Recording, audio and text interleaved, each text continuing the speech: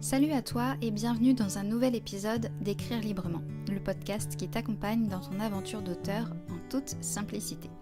Aujourd'hui, j'ai envie qu'on prenne un moment doux ensemble pour parler des personnages.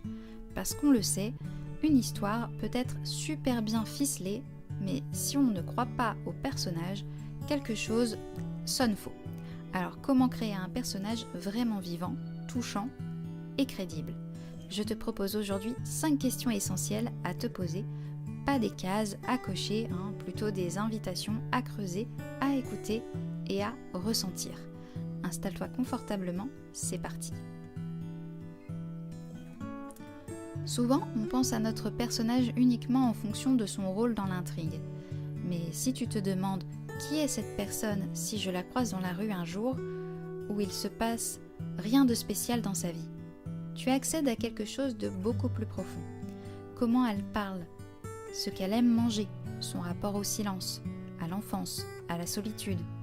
Plus tu la connais en dehors de l'histoire, plus elle sera vraie dans l'histoire. Parce que oui, un personnage, c'est un être de papier, mais il doit te donner l'impression d'avoir une âme. Qu'est-ce qui le ou la fait se lever le matin ? Qu'est-ce qui le ou la fait vibrer ? Qu'est-ce qui l'indigne, le passionne, le rend vivant ? Un bon personnage a une énergie propre. Il est porté par un désir, un élan, un rêve, même s'il ne le dit pas clairement. Et c'est là que l'émotion entre en jeu. Parce que si ton personnage ressent quelque chose de fort, alors ton lecteur va le ressentir aussi. Il n'a pas besoin d'être parfait, juste humain et vibrant. Ensuite, quelle est sa blessure ? Et oui, il y a souvent une faille, une blessure, quelque chose qui fait mal et qui colore sa façon d'aimer, de fuir, de parler. Elle peut être petite ou profonde, visible ou cachée, mais elle donne de l'épaisseur.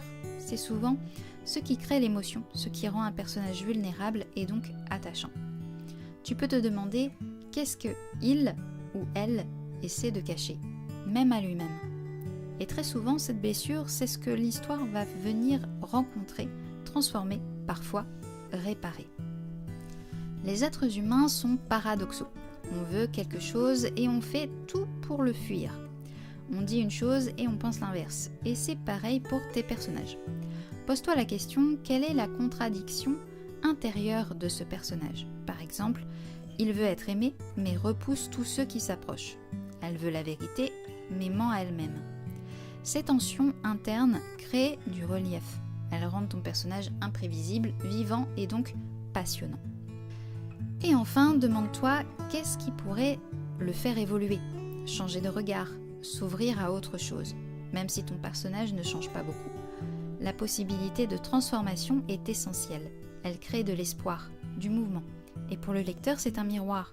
On lit une histoire, mais on ressent qu'on pourrait, nous aussi, changer un petit quelque chose. Alors imagine cette étincelle, ce petit moment, ce lien, ce silence, ce mot, qui pourrait le transformer un tout petit peu. Alors voilà, on a traversé ensemble 5 questions, pas pour créer un personnage parfait, mais pour créer un personnage qui est vrai. Un personnage qu'on n'oublie pas parce qu'il ou elle nous touche, nous dérange, nous fait rire ou nous émeut. Je t'invite à prendre le temps, écoute ton personnage, laisse-le te surprendre. Et rappelle-toi, tu n'as pas besoin de tout maîtriser. Tu as juste besoin d'être à l'écoute et d'écrire avec sincérité.